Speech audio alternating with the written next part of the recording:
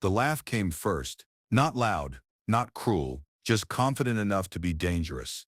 A 320-pound wrestler stood up from the bench and looked at Bruce Lee like the room had already decided the outcome. "You stir just smoke," he said. And the gym went quiet. Not the kind of quiet that listens. The kind that waits. Bruce didn't answer. He didn't adjust his stance. He didn't even look away. 6 seconds passed. In those seconds, the power in the room shifted without a sound. Hands stopped moving. Breath slowed. Eyes locked. If Bruce reacted, he would become the story they wanted. If he didn't, he would become something else entirely. No one knew which was worse. And then Bruce Lee took one step forward. Not to attack, not to retreat, but to end something that had already begun. The laugh didn't echo. It didn't need to. It landed heavy, low, and certain. The kind of sound that doesn't ask for attention because it already owns the room. "You stir just smoke." The words didn't come from anger. They came from confidence. A 320-pound wrestler stood up from the bench press, sweat still running down his shoulders, chalk dust on his palms. He didn't step forward. He didn't square up. He just looked at Bruce Lee like the outcome had already been decided somewhere outside the room. The gym shifted. Not dramatically, not loudly, just enough. A plate stopped clanking. A rope went still. Someone's hand froze on a barbell mid-rack. Bruce didn't respond. He didn't turn his head. He didn't tighten his jaw. He didn't change his posture. He stayed exactly where he was, relaxed, upright, calm, like the words had passed through the air without touching him. That did more than any reaction could have. 6 seconds passed. Not counted, not measured. Felt. In those seconds, the room began to reorganize itself. Not physically, emotionally. Eyes shifted toward Bruce, then toward the wrestler, then back again. The space between them felt smaller without either man moving. Someone near the mirrors exhaled slowly. Someone else stepped back without realizing they'd moved. A coach at the far wall folded his arms. Bruce's face didn't change. No challenge, no submission, no invitation, just presence. The wrestler tilted his head slightly. The smile still there, but thinner now, less certain. The kind of smile that waits for a response it expects to control. "You hear me," he said. Bruce lifted his eyes. That was all. Not his chin, not his hands, not his feet, just his eyes. And for a moment, the wrestler hesitated. Not fear, confusion. Because the look he met was in defiance. It wasn't arrogance. It wasn't bravado. It was calm, undisturbed, unrushed, unimpressed. The kind of calm that doesn't provoke and doesn't retreat. The room felt it. A quiet, spreading stillness. The kind that comes before something irreversible. Bruce finally spoke. His voice was low, even, unforced. "I sup here to train, nothing more. No edge, no defense, no explanation, just a statement." The wrestler stared at him for a long second. And in that second, something subtle shifted.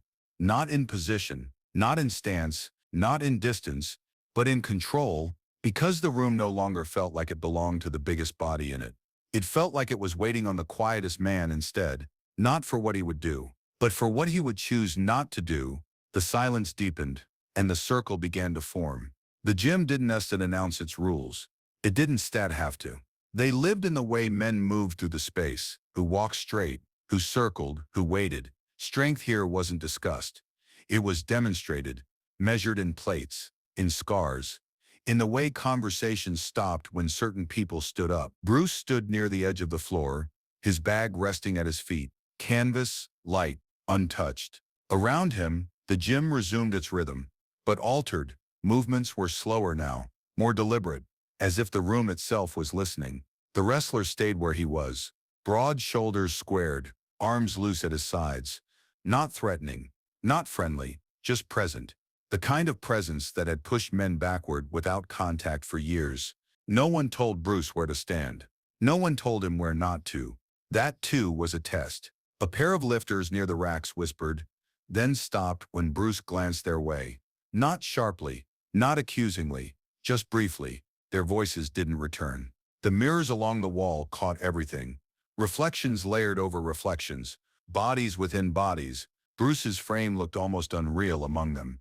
Lean, narrow, quiet, like he'd been placed there by mistake. But mistakes usually tried to correct themselves. Bruce didn't sit. He rolled his shoulders once, slowly, not warming up, just releasing tension. The movement was small, almost invisible, but it drew eyes anyway. The wrestler noticed. "You train light?"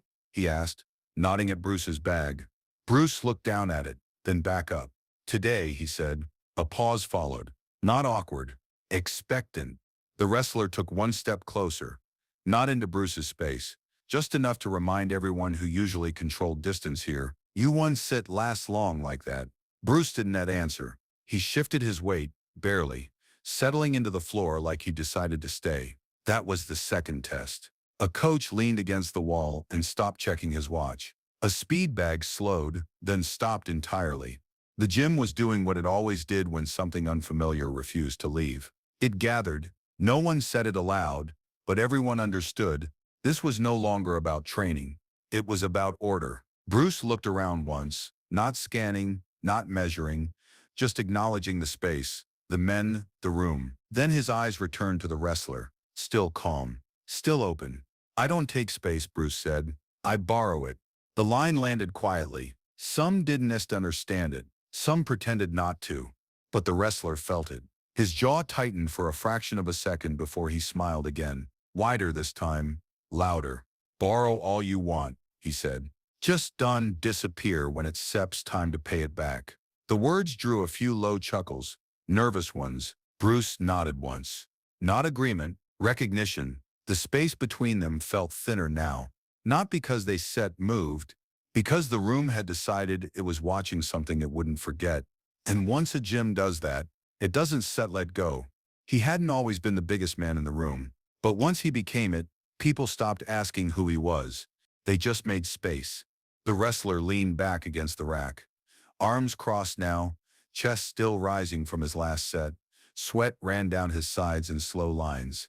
Catching the light, a few men nearby adjusted their positions without looking at him, the way people do around something solid and immovable. This was his place. Not by ownership, by history. He'd come up in rooms like this, basements, converted warehouses, old gyms where the air stayed thick and the mirrors were cracked, places where respect wasn't given for words or intentions, only for weight moved, for bodies controlled, for how many times you'd stayed standing when others didn't. He carried that history on him, in the way he stood, in the way he didn't rush, in the way his presence shortened conversations without effort. When he spoke earlier, it hadn't been cruelty. It had been habit. Men his size were expected to test what entered their space, to expose weakness quickly, to keep the order intact. Bruce represented disorder, not because he challenged anyone, but because he didn't acknowledge the rules. The wrestler watched him quietly now, really watched him. The relaxed shoulders, the still hands, the absence of preparation. No pacing, no flexing, no subtle show of readiness. That unsettled him more than defiance ever had. "You don't look nervous," he said finally.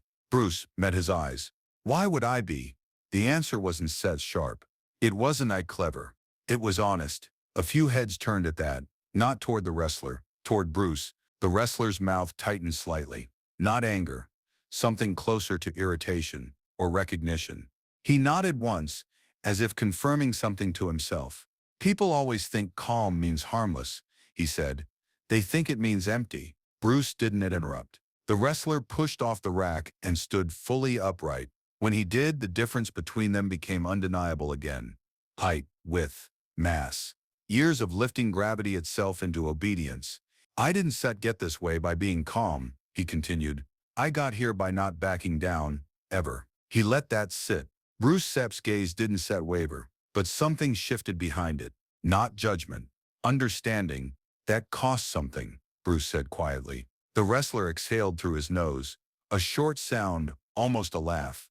"It costs less than being small." The line wasn't meant as an insult this time. It was a confession. Around them, the gym drew closer without stepping in. A subtle tightening of space.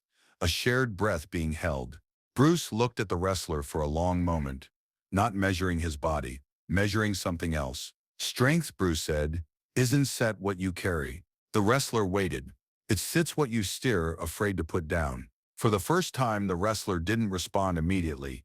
His jaw worked once, His eyes narrowed, not because he was offended, because the words had landed closer than he expected. And before he could decide what to do with that feeling, someone near the edge of the room spoke. So what happens now? The question wasn't directed at either man. It was directed at the space between them, and that space had already begun to close. No one answered the question. No one needed to. The gym answered instead. Feet shifted, bodies angled inward. A loose circle formed without instruction. Not tight, not aggressive, just close enough to say, "This matters now." The wrestler stepped forward first. Not fast, not angry, controlled. He stopped a full arm's length away from Bruce, close enough for breath to be shared, far enough to pretend this was still casual. "You don't have to prove anything," he said. "Not here." Bruce looked up at him. "I know," he replied. That was the problem. Because the room didn't disbelieve him, someone near the racks shook his head slightly. Someone else crossed his arms. A quiet skepticism settled in. The kind that demands evidence, not words. The wrestler sensed it too. He glanced around once, then back at Bruce. "They keep watching," he said, "until one of us blinks." Bruce didn't move. "I'm not here to blink," he said, "or to fight." A beat. "Then step aside," the wrestler said. Bruce stayed where he was. That was the moment. Not dramatic, not loud, just clear. The wrestler's shoulders lifted a fraction. His weight shifted forward. Instinct, not intention. Years of learning how to close distance without asking permission. Bruce felt it. He didn't want retreat. He didn't set brace. He raised one hand, slowly, palm open, not blocking, not threatening, just enough to mark space. The room leaned in. "Not like this," Bruce said. The wrestler stopped. His eyes flicked to the hand, open, empty, calm. "You are refusing me," he said. "I sent refusing the moment," Bruce answered. A murmur moved through the circle, uncertain, divided. The wrestler exhaled, long and steady. He nodded once, as if acknowledging a rule neither of them had spoken aloud. "You think silence gives you control," he said. Bruce's hand lowered. "Silence reveals it," he replied. The wrestler smiled, not wide, not amused. A thin, deliberate curve. "Then let's see what it reveals." He took one step closer. Not a charge, not an attack, a decision. Bruce didn't step back. The circle tightened. Somewhere behind them a barbell rolled slightly and came to rest against metal with a dull sound. No one laughed now. No one spoke. Because whatever was about to happen wouldn't be loud.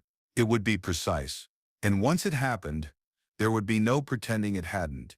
Time stretched, not in seconds. In breath, the wrestler stood close enough now that Bruce could feel the heat coming off him. The weight of him. The history carried in muscle and bone. This wasn't posturing anymore.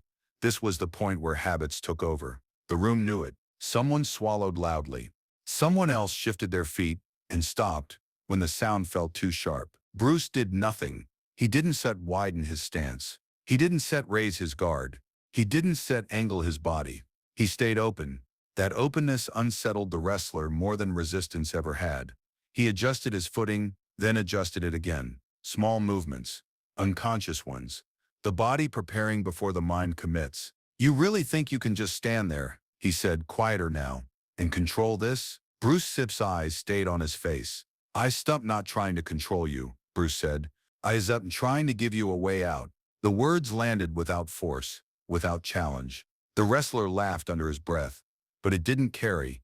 It collapsed in his chest before it reached the room. "A way out of what?" he asked. Bruce didn't answer immediately. He looked past the wrestler for a moment. Not at the crowd, at the floor, at the space where feet met ground. Then he looked back up.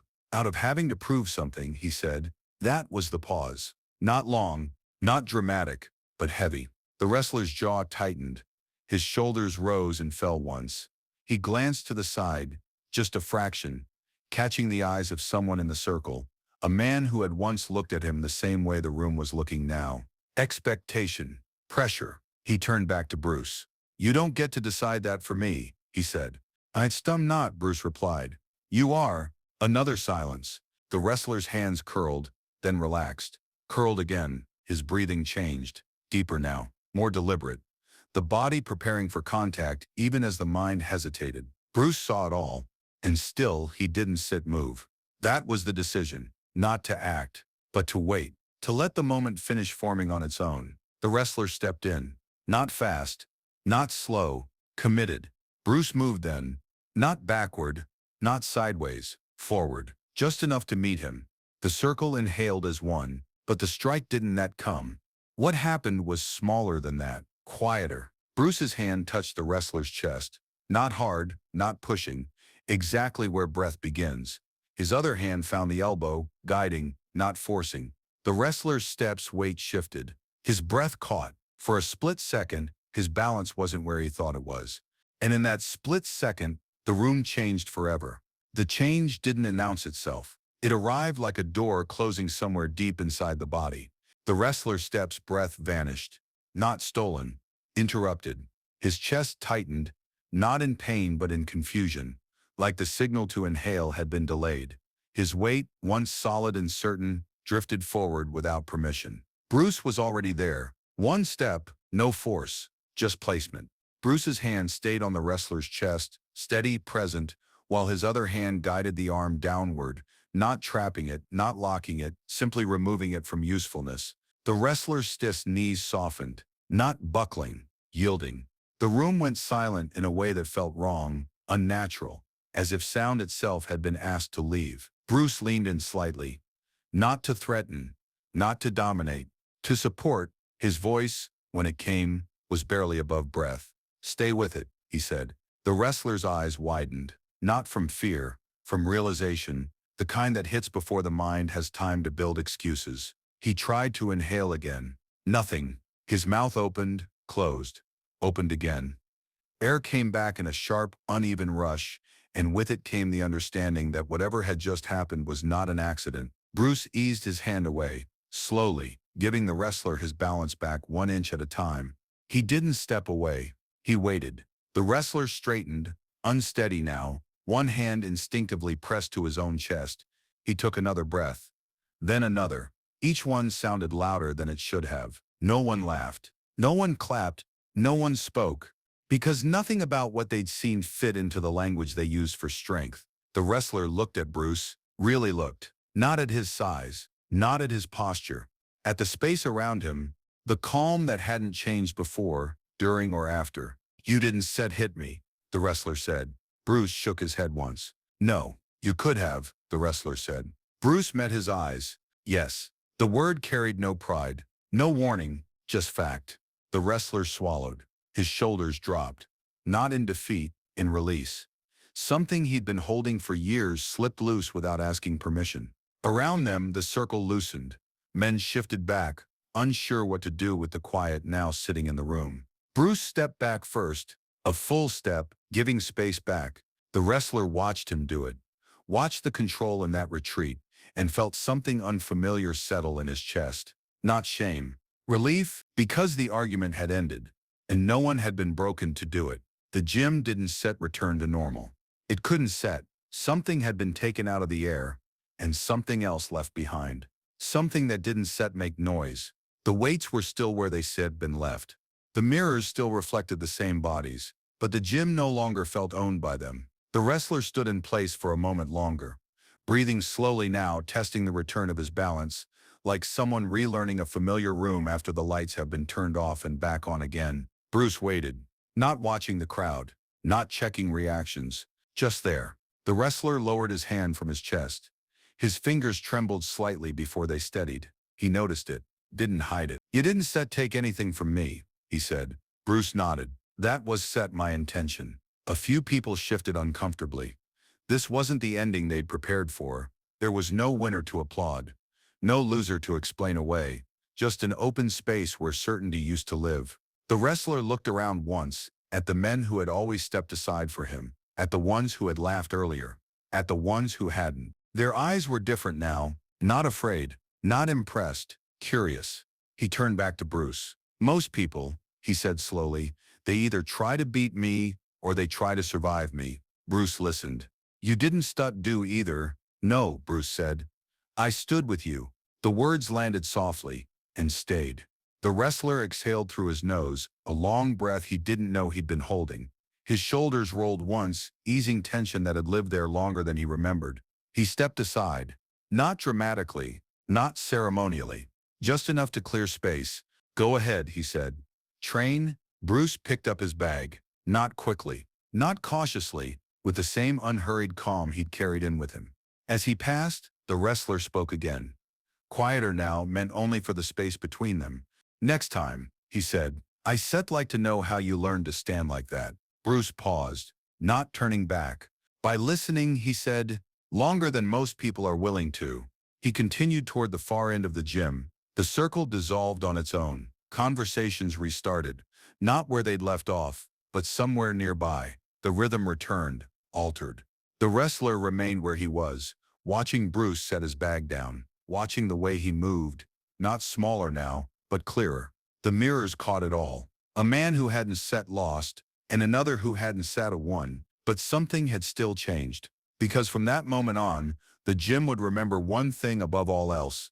The quietest presence had shifted the room, without taking a single thing from it.